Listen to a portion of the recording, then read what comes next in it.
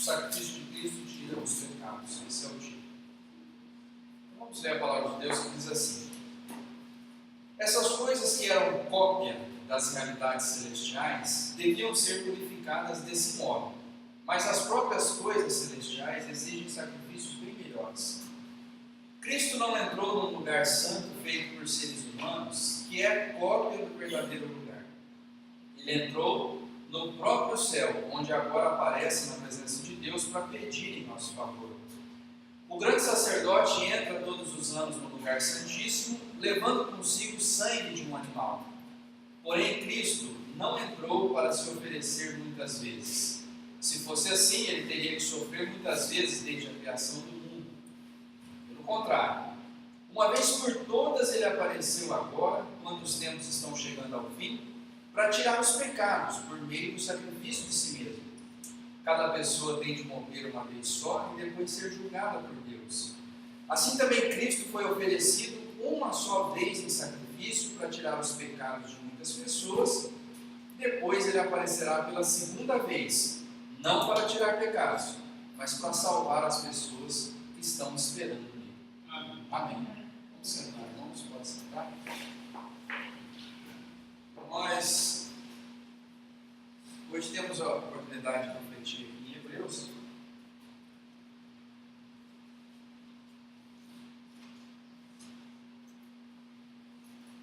E essa palavra, irmãos, ela é bastante abençoada.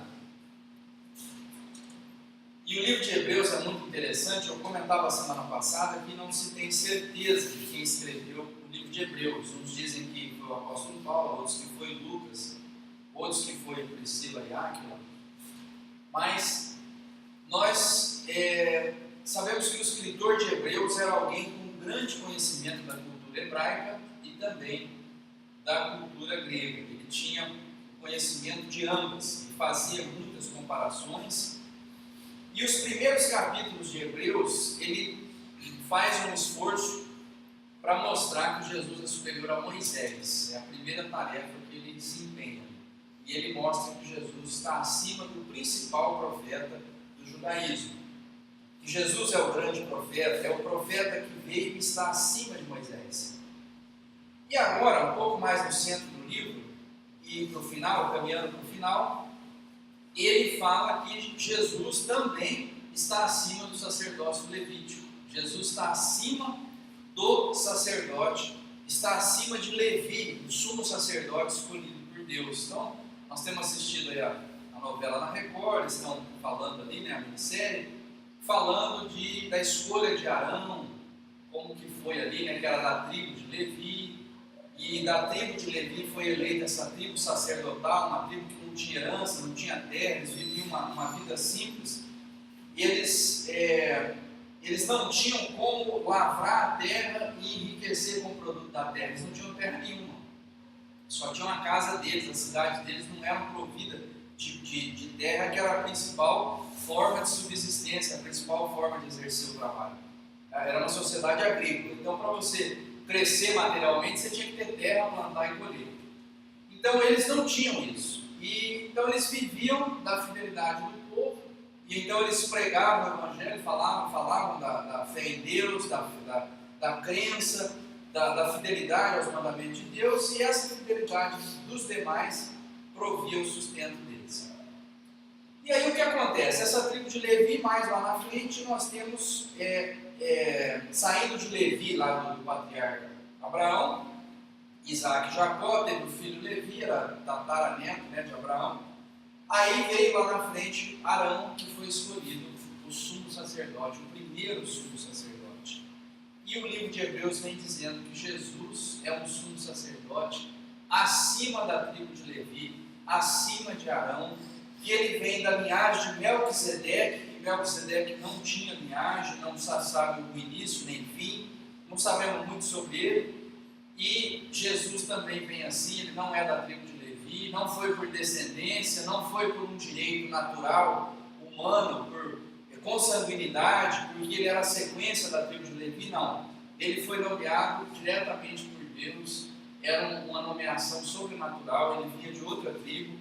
Não havia nenhum outro sacerdote que não fosse da tribo de Levi, mas Jesus que era da tribo de Judá, então é nomeado diretamente por Deus para ser o sumo sacerdote. Então ele vem falando de tudo isso.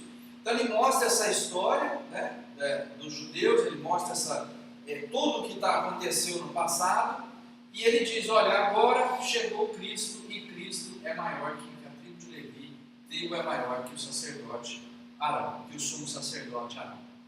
Então ele diz, olha, ele entrou no próprio céu, onde agora aparece na presença de Deus, para pedir em nosso favor. E hoje eu gostaria assim de incentivar a todos, para que nós pudéssemos ter a nossa Bíblia, nós pudéssemos ter a nossa Bíblia. Eu não sei como é que é o costume de cada um, mas a gente tem Bíblias aqui à vontade na igreja, e a pessoa que chega pode pegar uma, e pode ver e ler, sabe que bem você pega outra, está tudo certo.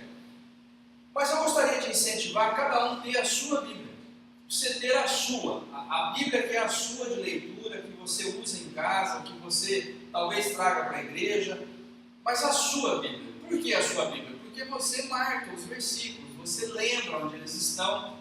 Você talvez não lembra para dizer, olha, Hebreus 9, 23. Mas você lembra onde você leu na tua Bíblia e você lembra que você riscou. A gente lembra exatamente aquele ponto, né? Mais ou menos do lado esquerdo aqui, ó. Aí você vai lá, você acha o versículo que você marcou. E aí você pode pôr uma caneta marca-texto, você pode passar uma caneta normal, um lápis, e você marca aquilo que você leu. Porque alguns versículos são chave e vão dar força para a gente quando você tiver alguma discussão. Existem, eu vou dar dois aqui agora, que estão em Hebreus, nesse trecho que nós lemos, que são muito importantes. Por exemplo, Hebreus 9, 12, aí mesmo onde a gente está. Hebreus 9, 12. Se você tiver com a sua Bíblia e quiser marcar, se você quiser chegar em casa e marcar depois, Hebreus 9, 12 diz assim, ó, quando Cristo veio e entrou, uma vez por todas no lugar santíssimo, ele não levou consigo sangue de bodes ou de bezerro para oferecer no sacrifício. Pelo contrário, ele ofereceu o seu próprio sangue e conseguiu para nós a salvação eterna. Existe muita gente que diz que Jesus Cristo morreu, foi sacrificado, ali morreu como sacrifício em nosso lugar, subiu aos céus, mas nunca entrou no Santíssimo. Ele ficou lá no céu, mas o céu tem uma divisão, e tem um lugar santo e tem um lugar santíssimo no céu, e esse lugar santíssimo ele só entrou em 1844. Muita gente crê assim. Existe uma religião muito forte no mundo inteiro que crê que Jesus só entrou no Santíssimo na data de 1844 e a partir daí iniciou um trabalho de julgamento de toda a humanidade. Essa fé e essa crença, desse jeito, essa doutrina, esse pensamento, ele vai contra Hebreus 9:12. Simples, assim. 9:12. Hebreus 9:12. O que diz em Hebreus 9:12? Cristo entrou no Santíssimo e ofereceu, ele não levou o sangue de bezerros, ele ofereceu a si mesmo o seu sangue de uma vez por todas. Aí a gente lê lá embaixo, ele não foi várias vezes, compareceu lá, ele entrou uma vez por todas, está tudo resolvido, ele já esteve lá, no sacrifício dele está feito. Então, quando alguém conversar contigo e disser, olha, Jesus subiu ao céu, mas ele não entrou no Santíssimo, aí você vai me falar, Hebreus 9:12 diz que entrou sim, ele entrou lá. É importante isso, às vezes para a gente defender a nossa fé, para a gente saber, não para ganhar o estudo, eu sou melhor que você, eu sei, não. Essa visão é uma visão equivocada. Cristo entrou no lugar santíssimo, no sacrifício ali, quando ele ascendeu aos céus, não há divisão no céu, um céu mais santo, um céu menos santo. Jesus entrou no Santíssimo, o véu se rasgou, e ele já fez uma oferta de uma vez por todas, e ele já está lá. E comparece, não entra de vez em quando no Santíssimo, é diferente. O sacerdócio de Cristo é perfeito e ele entrou de uma vez por todas, ele não fica oferecendo animais, está tudo certo. E um outro que eu quero também comentar com os irmãos é o seguinte, Hebreus 9:27, aí mesmo, Hebreus 9:27. Curtinho esse versículo.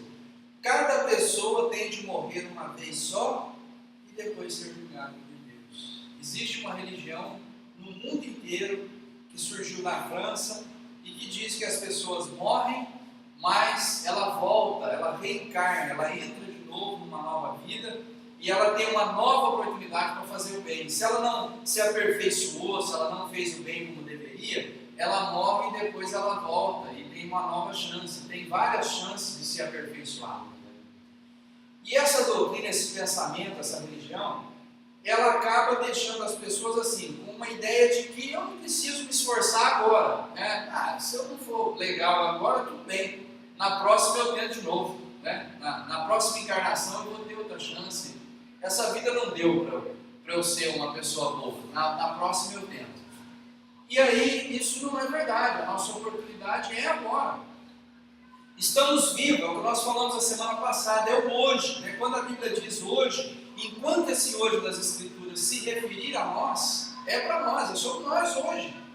Depois, morreu, nós não temos mais essa oportunidade. Aos homens, cada pessoa tem de morrer uma vez só, e depois ser julgada por Deus, né? Na versão tradicional fala, aos homens está ordenado morrer uma só vez, vindo depois disso o juízo. É como diz esse versículo na versão revista e corrigida de Almeida, né? Aquela Bíblia tradicional. Aqui na linguagem de hoje, cada pessoa tem de morrer uma vez só e depois disso ser julgada por Deus. Então a nossa oportunidade é agora. Você não vai ter outra encarnação, outra possibilidade, outra... E isso é bom a gente ter marcado na Bíblia, porque uma hora alguém te põe na parede lá e te fala que vai ser assim, e você pode dizer, olha, não vai ser assim, né? A Bíblia diz que nós temos que estar preparados para defender nossa fé. Então, Hebreus 9, 27, a pessoa morre uma vez só, não tem outra chance. Então, é agora a hora da gente agir e a gente seguir em frente. Então, só esses detalhes aí, né? Pega a sua Bíblia, marca, mantenha essas anotações, porque isso é importante. E a gente tem assim uma certeza daquilo que nós cremos, com base na Bíblia, na Palavra de Deus, e não com base em outro pensamento, outro livro, alguma outra coisa que não seja a Bíblia, a Palavra de Deus. Agora, especificamente aquilo que nós queremos falar hoje, Hebreus 9, fala do santuário, fala do sumo sacerdote. O santuário, que era uma estrutura aqui onde os hebreus faziam a sua adoração enquanto estavam no deserto, e depois também, né, a ida na terra prometida, mais tarde é que eles construíram o templo e ficou com a mesma estrutura. O templo de Salomão tinha a mesma estrutura, a mesma planta, né, mesmo formato ali, a arquitetura foi usada igual. Então, tanto o sacerdote quanto o santuário, o tabernáculo ali, eles são sombras, eles representavam alguma coisa, mas não era a realidade. Eles eram como se fosse um mapa. Você pega o mapa e fala, olha, a estrada daqui a São Paulo é isso aqui, você vê, mas aquilo ali no mapa não é a estrada, é a representação da estrada. Quando você pega a estrada e passa em São Carlos, aí você está na estrada que vai para São Paulo. Enquanto você está olhando no mapa, você tem uma representação da estrada. É só uma imagem da estrada, é só uma sombra da estrada, como a Bíblia diz. Não é a verdade, é uma representação dela. Então, o sacerdote e o tabernáculo não eram a realidade. Eles eram uma representação daquilo que Deus queria nos dizer. Então, essa planta do tabernáculo aqui, ela tinha 3 espaços aqui, ó. Ela tem o pátio, que era esse espaço exterior, tinha o santo lugar, onde ficava o altar, a mesa dos pães, a menorá aqui, aquele candelabro, né? E depois vinha o véu que separava o lugar santíssimo, o santo dos santos, onde ficava a arca da aliança. Então, isso aqui tinha toda a cerimônia, Deus deu essa planta, e tudo isso era uma sombra, era uma representação do que Deus queria mostrar para nós. E a representação do quê? A representação da santidade de Deus, que ficava lá guardado, reservado, a presença de Deus lá no Santo dos Santos, e aqui fora nós tínhamos um lugar comum, onde todos poderiam ficar, aqui dentro só os sacerdotes, onde faziam oferta, e tinha aqui a mesa dos pães, onde eles ofereciam as ofertas que eram queimadas aqui dentro, e lá fora, então, lá dentro, na parte mais interna, só entrava o sumo sacerdote e uma vez por ano. Ficava fechado o ano inteirinho. Uma vez por ano, o sumo sacerdote entrava lá, no chamado Dia do Perdão, e ali ele fazia, então, aquela cerimônia que tirava todo o pecado do povo. Uma vez por ano, e só o sumo sacerdote. Os outros sacerdotes comuns não entravam lá. E isso é uma imagem, uma figura, uma representação para nós. Né? Existia o sacerdote, que era aquela veste comum aqui, vários sacerdotes que faziam serviço todo dia eles sacrificavam animais para perdoar os pecados do povo, todo dia eles atendiam as pessoas, todo dia eles mantinham o fogo aceso, eles mantinham lenha ali o tempo inteiro para que nunca se apagasse aquele fogo na presença de Deus. Tudo aquilo ali era feito por um grupo enorme de sacerdotes, mas tinha um homem só ali que era o sumo sacerdote. A roupa dele era diferente, a consagração dele era diferente e o trabalho dele era diferente. E somente ele entrava no Santo dos Santos uma vez por ano. E o escritor de Hebreus sabia disso tudo. Ele tinha esse conhecimento da cultura judaica e ele vem falando isso para nós. Você lê Hebreus, ele fala, olha, o grande sacerdote, lá acontecia assim, sacrificava um animal. E a gente pode conferir isso tudo lá no livro do Êxodo, ver como é que funcionava isso, porque ele estava falando de algo real, que já havia acontecido milhares de anos antes, 2, 3 mil anos antes dessa conversa, desse momento em que ele escreveu o livro. E a consagração do sacerdote, do sumo sacerdote, ele tinha 3 estágios ali, 3 cerimônias, vamos dizer. Ele era lavado com água, ele era ungido com azeite e era feito um sacrifício especial para que ele pudesse ser consagrado ali como sumo sacerdote, também no dia da expiação, no dia do perdão, chamado dia do perdão, a cerimônia de purificação que havia ali. Então havia a purificação com água, a gente pode conferir lá em Êxodo 29, 4. E essa purificação com água, a gente vê representada depois, essa lavagem que era feita do sacerdote, e ele trocava de roupas, e tudo era feito, a água era aquele ritual da água que purificava, que limpava. Então nós vemos depois isso sendo colocado, os judeus adquirindo esse hábito de fazer a lavagem, então eles tinham uma tina ali, onde se fazia uma lavagem, ritual também para limpar os pecados. Desse ritual era chamado de mikvê, essa tina, esse lugar para se lavar. Desse ritual surgiu o batismo, aí o hábito de batismo, aquela cerimônia de batismo que o João Batista fez, e aí batiza Jesus, e Jesus é batizado também. Essa purificação com água Jesus também passou, através do batismo. Então, do jeito que era consagrado o sumo sacerdote, com essa purificação com água, vem Jesus e passa pelo batismo, e também é purificado com água.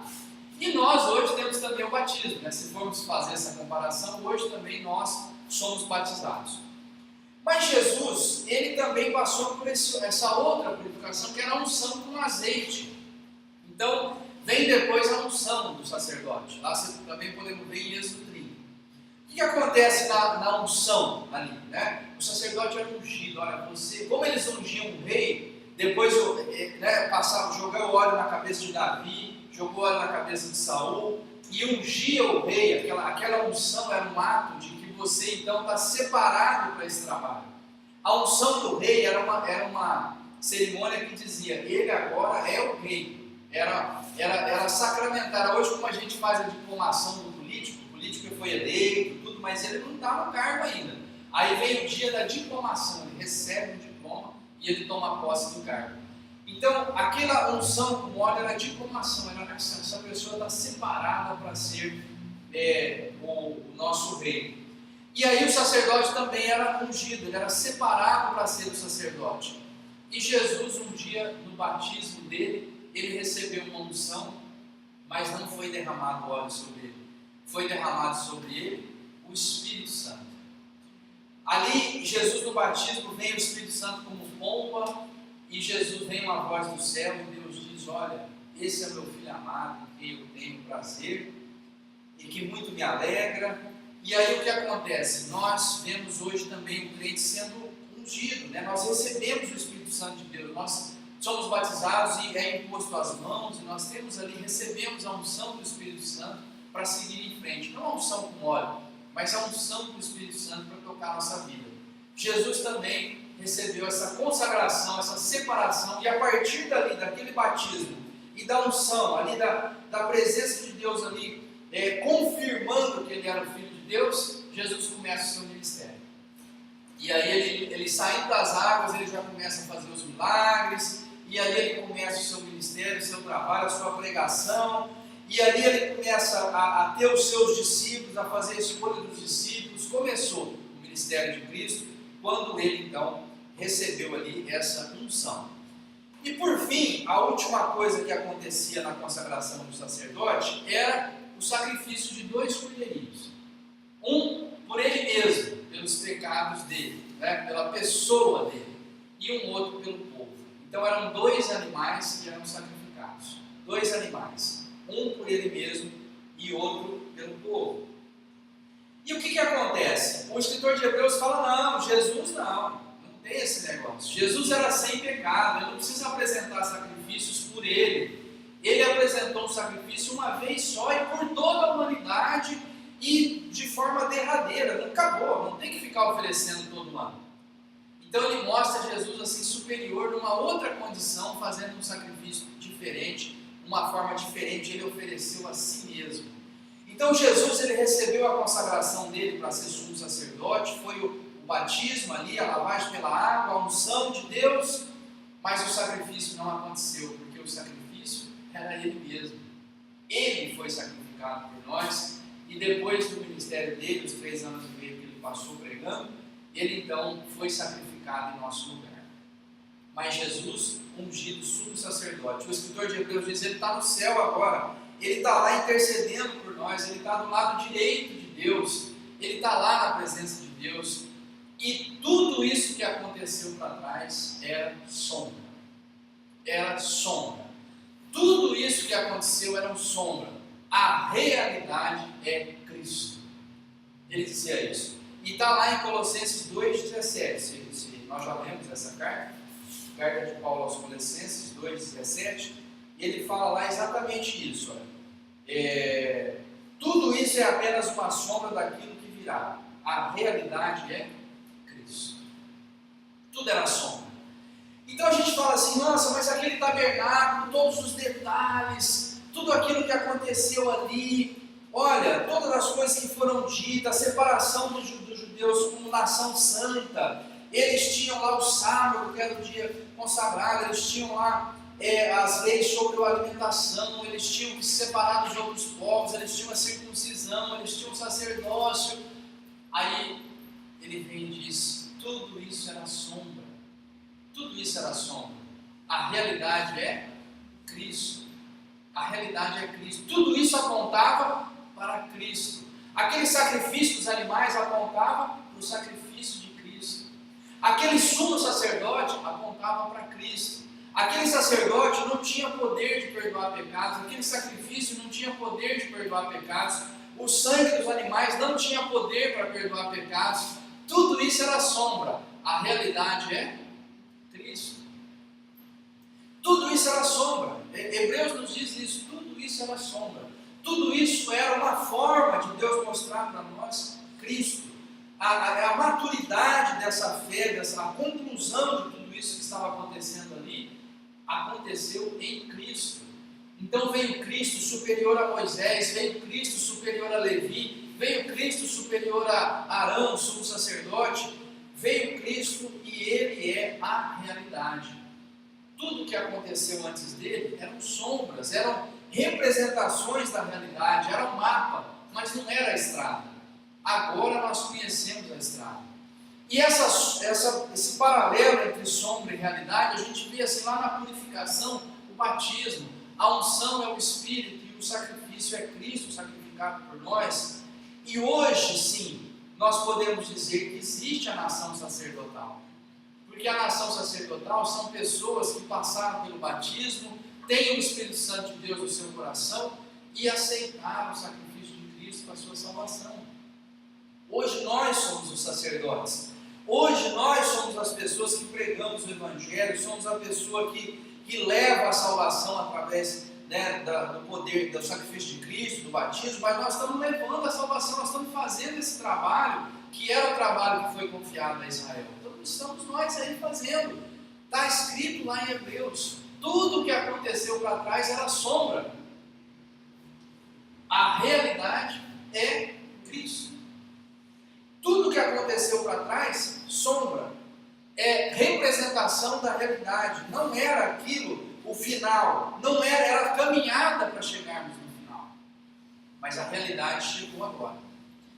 E quando a gente lê Hebreus 9, ali de 8 a 11, também tem lá no mesmo Hebreus 9, onde a gente já está lendo. Em Hebreus 9, ali de 8 a 11, tem uma passagem bem interessante para nós entendermos isso, que diz assim, por meio disso tudo, o Espírito Santo nos ensina de modo bem claro que a entrada para o lugar santíssimo ainda não foi aberta, enquanto a parte da frente, que é o lugar santo, continuar sendo usada.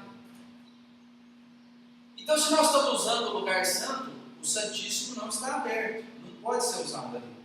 Isso é um símbolo para hoje, ele diz. Quer dizer que as ofertas do sacrifício de animais, do sistema levítico, do povo de Israel, oferecidos a Deus, não tornam perfeito o coração das pessoas que o adoram. Essas ofertas e sacrifícios têm a ver somente com comida, com bebida, com várias cerimônias de purificação. São regras externas que têm valor somente até que Deus renove todas as coisas. Mas Cristo veio como o grande sacerdote das coisas boas que já estão aqui. A tenda em que ele serve é melhor e mais perfeita e não foi construída por seres humanos, isto é, não é deste mundo. E aí vem o verso 12 que nós comentamos. Quando Cristo veio e entrou uma vez por todas no lugar santíssimo, ele não levou consigo sangue de bodes ou de bezerros para oferecer, pelo contrário, ofereceu o seu próprio sangue e conseguiu para nós a salvação eterna. Então, toda essa imagem que o escritor de Hebreus faz, ele fala, olha, tudo isso que aconteceu, tudo que passou por lá, era só sombra e representação da realidade. A realidade é Cristo. Cristo entrou no Santíssimo e ofereceu o sacrifício que é Ele mesmo, um sacrifício perfeito, sem pecado, uma vez por todas, e acabou o ritual, acabou as várias cerimônias de purificação, acabou essas ofertas que têm a ver com comida e bebida, acabou. Hoje Cristo ofereceu a si mesmo, entrou no Santíssimo, e cabe a nós agora exercer esse ministério como sacerdotes, não como sumo sacerdote, porque o sumo sacerdote é Cristo. Como sacerdotes, cabe a nós também receber a purificação, a unção, cabe a nós atender o sacrifício de Cristo e cabe a nós viver essa vida sacerdotal. Cuidar para que o fogo não se apague, cuidar para que outras pessoas aceitem e se mantenham puras. O trabalho do sacerdote era cuidar para que os outros se mantivessem fiéis à palavra de Deus. E nós também precisamos cuidar de nós mesmos, também oferecer nossa vida, oferecer a nossa obediência, cuidar de nós mesmos, como o sacerdote oferecia um sacrifício pelos pecados dele, da pessoa dele, e depois oferecia pelo povo. Nós também precisamos cuidar de nós, da nossa vida, e depois também cuidar para que as outras pessoas que nos cercam também sejam fiéis. Nós hoje somos sacerdotes. Nós temos um sumo sacerdote no céu, mas nós somos sacerdotes da nossa própria vida, sacerdote da nossa família, sacerdote do nosso lar, sacerdote das pessoas que nós conhecemos, para poder levar esse conhecimento do Evangelho para outras pessoas. Irmãos, isso aqui é um negócio assim muito interessante, né? Porque esse santuário, ele conta uma história, né? Eu vou voltar aqui só essa planta para a gente ver. O santuário, ele conta uma história aqui do começo ao fim, porque aqui estava antes de Israel, né? Vamos dizer assim, antes de Israel. Aqui nós temos Noé, nós temos lá até Abraão, nós temos um povo fora ainda daquilo que Deus chamou, fora ainda daquilo que era o plano de Deus. Na parte interna ali nós temos o templo de Israel. Aqui é o templo de Israel. É quando Israel se tornou nação sacerdotal, fechou, tinha uma porta para entrar ali, e nós temos uma nação sacerdotal. E o último estágio é onde está Cristo. É o lugar santíssimo. Cristo rasgou o véu e Cristo está ali agora dando acesso a todos. São momentos da história.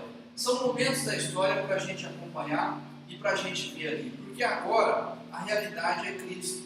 Hoje a salvação é por meio de Cristo.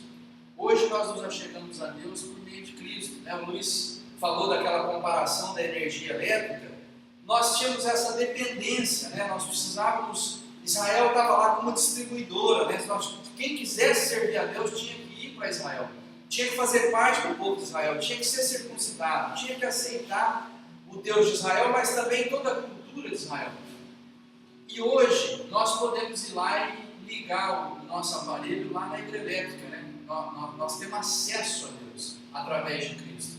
Hoje a distribuidora de energia, o intermediário, não é mais o povo de Israel. Hoje o intermediário é Cristo.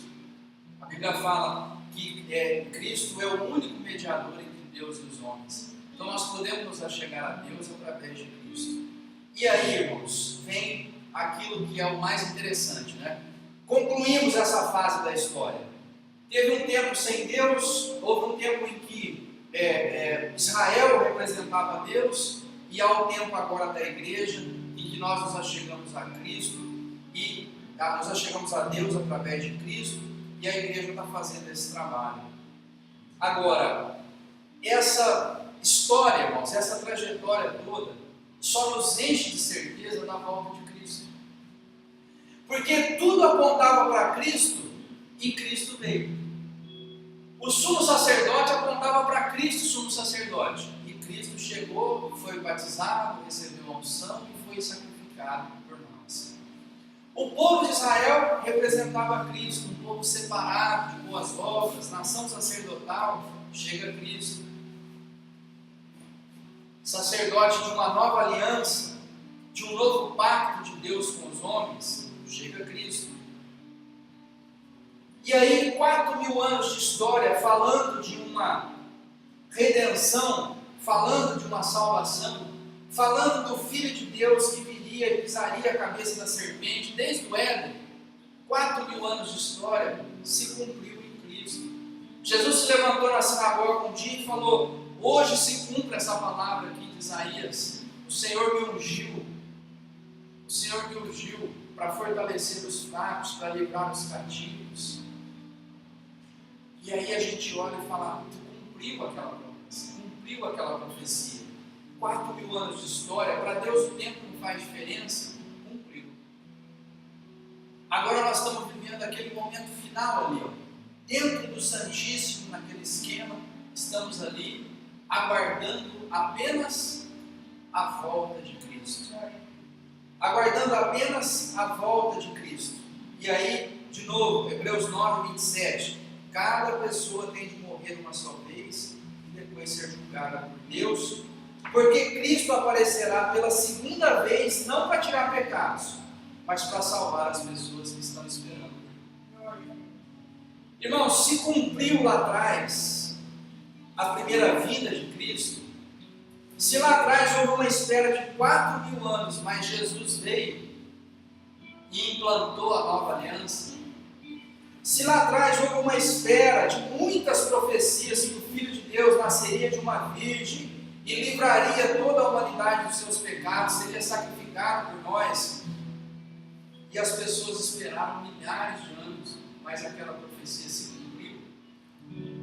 Hoje também nós esperamos, Ele voltará pela segunda vez, agora não para tirar pecados, agora para salvar as pessoas que estão esperando. Eles esperaram 4.000 anos para ver Jesus andando ali na Galileia. Nós estamos esperando 2.000 anos para Jesus voltar. Mas a profecia se cumprirá.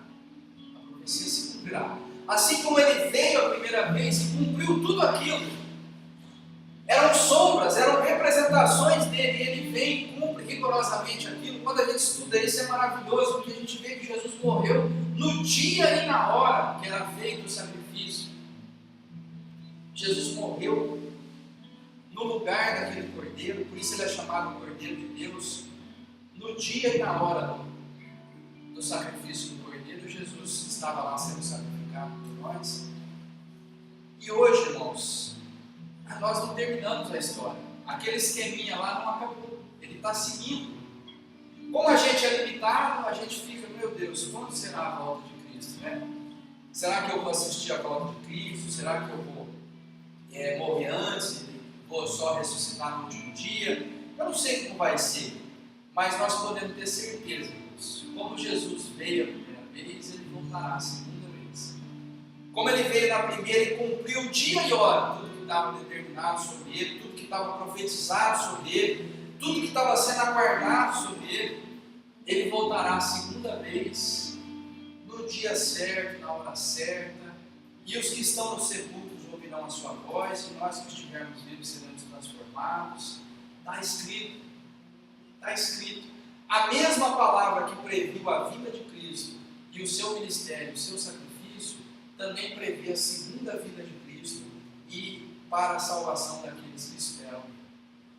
Hoje, irmãos, é dia de nós exercitarmos essa fé, essa crença de que tem um futuro, né? Tem um futuro. Não é, essa palavra não foi só para o passado, as profecias não se cumpriram só no passado. As profecias dizem respeito ao futuro e um futuro do qual nós podemos participar. Em Romanos 8 diz assim, o que sofremos hoje, durante a nossa vida, não pode ser comparado de modo nenhum com a glória que nos será revelada no futuro. Não pode ser comparado com a glória que será revelada no futuro. Então, toda a dificuldade hoje que nós estamos passando, todas as lutas para crer, as lutas para falar de Deus para outras pessoas, por que outra pessoa não crê?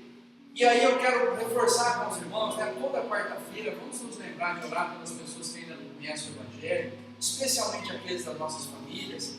Fiquei contente de ver lá os irmãos essa semana pedindo as orações, Vamos falar, irmãos, porque essa esperança é verdadeira. Assim como houve a profecia, Cristo veio a primeira vez, Ele voltará, Ele virá a segunda vez, e nós precisamos alertar as pessoas disso. Nós precisamos falar de Deus para as pessoas. E vamos continuar orando, vamos continuar pedindo que Deus faça a obra. Vamos continuar pedindo para que Deus traga aqueles que hão de crer, para que eles venham fazer parte da igreja, para que eles venham fazer parte da salvação, para que eles creiam, para que eles busquem a Deus, para que eles também tenham essa certeza de que vão ressuscitar no último dia e de que Cristo voltará para salvar aqueles que esperam nele. Vamos seguir com fé, vamos acreditar nisso. Como as profecias se cumpriram no passado, elas se cumprirão no futuro e nós queremos fazer parte dela. Houve ali tanto o profeta, quando Simeão, que estava ali no templo, quando ele profetizou, falou: olha, Senhor, agora eu posso morrer, porque eu já vi o teu Salvador. Ele estava só com uma criança no braço, mas eu já vi a salvação de Deus. Então nós também, que bênção se nós tivermos essa certeza, a profecia se cumpriu e eu faço parte dela, a profecia se cumpriu e eu faço parte dela. Hoje estamos diante do Santíssimo, diante de Cristo, a profecia está aí, uma nova aliança, e eu faço parte dela. E um dia Cristo aparecerá nos céus. Olha, Jesus está voltando, e a gente vai dizer: que bom, a profecia se cumpriu e eu faço parte dela. Então, essa é a nossa fé, a nossa esperança. Vamos seguir firme, porque a profecia vai se cumprir e nós faremos parte dela, em nome de Jesus. Vamos orar? Vamos buscar Deus em oração.